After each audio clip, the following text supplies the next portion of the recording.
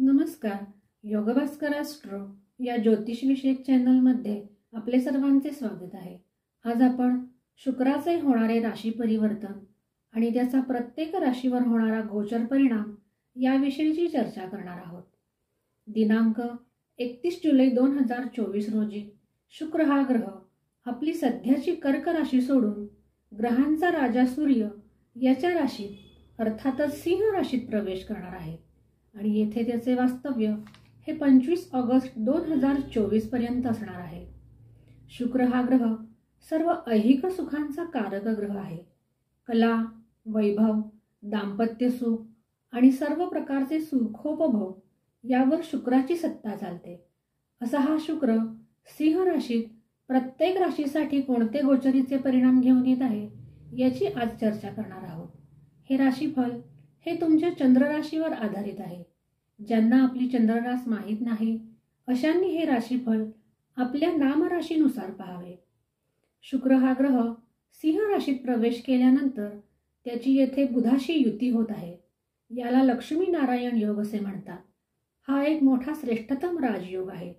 परंतु असे असले तरी देखील या शुक्र ग्रहावर शनी आणि मंगळ या दोन पापग्रहांच्या दृष्ट्या आहेत. त्यामुळे शुक्राचे हे गोचरीचे भ्रमण काहीसे संवेदनशील बनलेले आहे. सर्वप्रथम मेष राशीच्या जातकांसाठी शुक्राचे हे गोचर भ्रमण कोणते परिणाम घेऊन येत आहे हे पाहूया.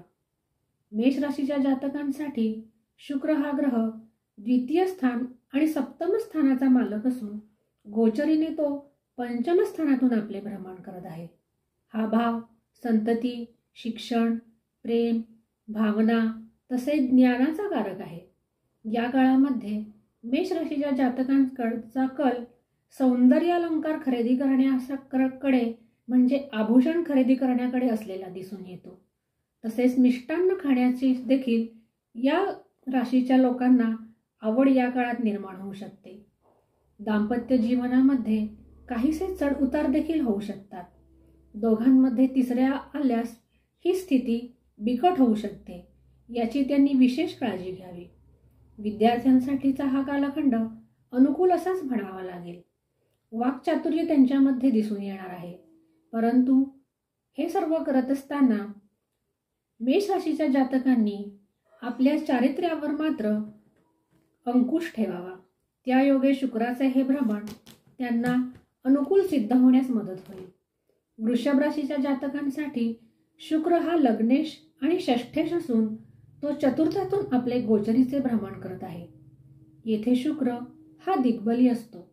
सर्व क्षेत्रामध्ये वृषभ राशीच्या जातकांसाठी हा शुक्र श्रेष्ठतम स्थिती घेऊन येत आहे. सर्व प्रकारचे सुखोपभोग त्यांना या काळात प्राप्त होणार आहेत. नवीन मित्र, वाहन, वास्तू आदींची त्यांना प्राप्ती होणार आहे. सामाजिक कार्यामध्ये या काळामध्ये रुची निर्माण होईल. कार्यक्षेत्रामध्ये देखील अनुकूल असे वातावरण असेल. या काळात त्यांनी आपल्या स्वतःच्या स्वास्थ्याची आणि मातृस्वास्थ्याची विशेष काळजी घ्यावी. तसेच शुक्राची शुभ फळे मिळण्यासाठी या काळात त्यांनी देवीची आराधना करावी. देवीचे कोणतेही स्तोत्र याचे नित्य पठण करावे. तसेच गोसेवा करावी. तसेच पांढऱ्या रंगाची वस्त्रे परिधान करावीत. त्यायोगे शुक्राचे हे भ्रमण त्यांना अनुकूल सिद्ध होताना दिसून येईल. मिथुन राशीच्या जातकांसाठी शुक्र हा व्ययेश आणि पंचमेश असून तो तृतीय स्थानातून आपले गोचरीचे भ्रमण करीत आहे. हा कालखंड मिथुन राशीच्या जातकांसाठी चांगलाच म्हणावा लागेल. कारण तृतीय स्थानी असलेल्या शुक्राची दृष्टी ही भाग्यभावावर पडत आहे. या काळामध्ये त्यांना मित्रांची साथ मिळणार आहे. सुखोपभोगावर खर्च होणार आहे कारण तो व्ययाचा अधिकारी आहे. विद्यार्थ्यांसाठी हा कालखंड अनुकूल आहे. पराक्रम करणाऱ्यांसाठी हा कालखंड अनुकूल म्हणावा लागेल. शत्रूवर मात करता येईल. शेजारी आणि हितचिंतक अशा दोन्हींचीही त्यांना साथ मिळणार आहे. संचय-धनामध्ये वृद्धी होण्याची योग या काळात दिसून येईल. भाग्याची जोड त्यांना मिळणार आहे. तुमची सर्व कर्मे ही मार्गी लागणार आहेत. तुम्ही केलेल्या परिश्रमाचे निश्चित चीज होईल. प्रवास देखील लाभदायक ठरतील. विदेशाशी संबंधित जर काही व्यापार करत असाल तर त्यासाठी देखील हा कालखंड अनुकूल आहे. संततीसाठी सुद्धा हा कालखंड अनुकूल आहे. शुक्राचे शुभ परिणाम मिळवण्यासाठी या काळामध्ये मिथुन राशीच्या जातकांनी सुद्धा सिद्धकुंजिका स्तोत्र किंवा नवार्ण मंत्राचा जप करावा. त्यायोगे शुक्राचे हे भ्रमण त्यांना अनुकूल सिद्ध होईल. कर्क राशीच्या जातकांसाठी शुक्र हा चतुर्थेश आणि लाभेश असून द्वितीय स्थानातून आपले गोचरीचे भ्रमण करत आहे. कर्क राशीच्या जातकांसाठी हा महाधनी योग निर्माण होत आहे. चहूकडून धनागमनाचे योग येत आहेत.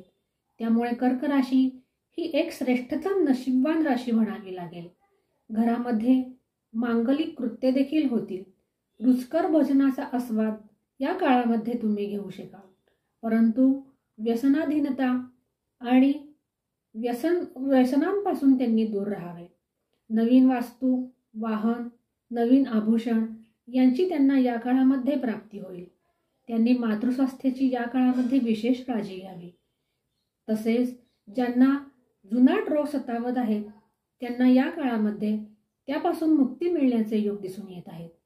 लक्ष्मीची विशेष कृपा कर्क राशीच्या जातकांवर या कालखंडात असणार आहे. परंतु आपल्या पचनाच्या तक्रारी त्यांना सतावतील.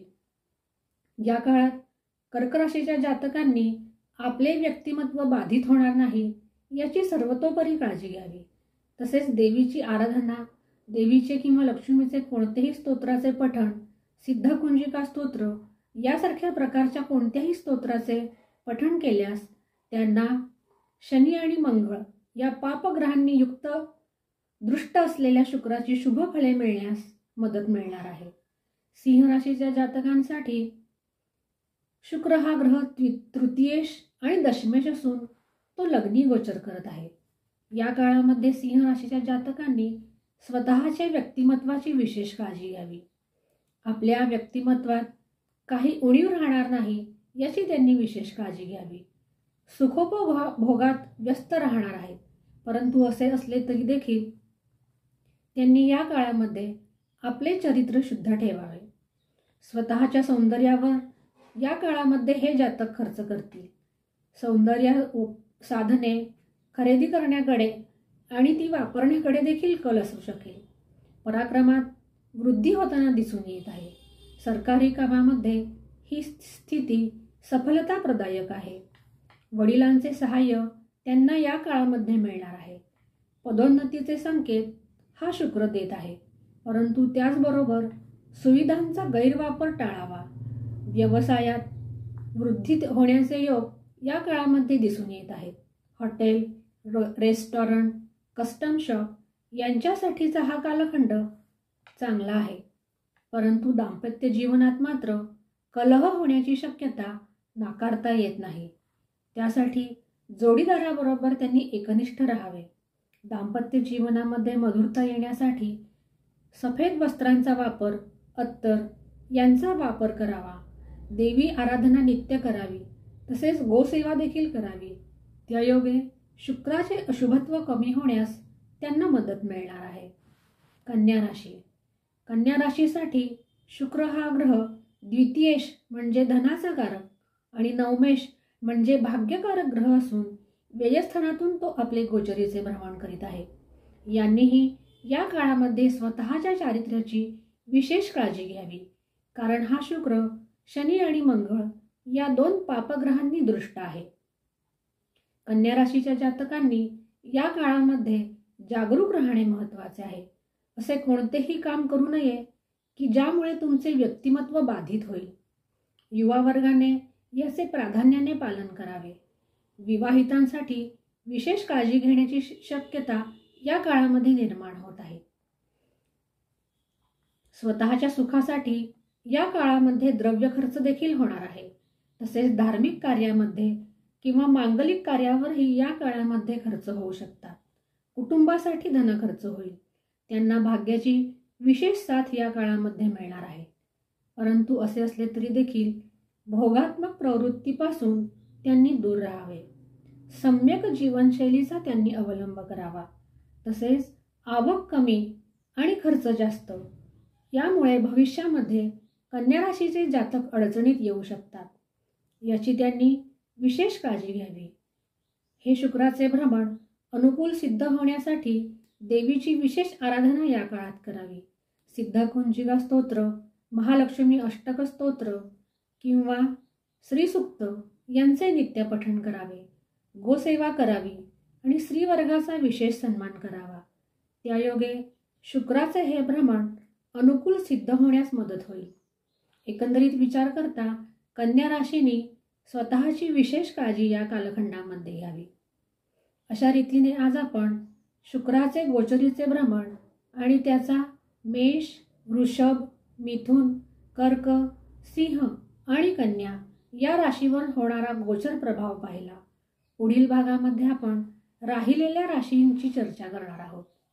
अशाच प्रकारच्या नवनवीन ज्योतिषी आणि धार्मिक विषयांच्या खात्रीशीर माहितीसाठी चॅनलला लाईक आणि सबस्क्राईब नक्की करा. पुन्हा भेटूया पुढील भागामध्ये. तोपर्यंत नमस्कार.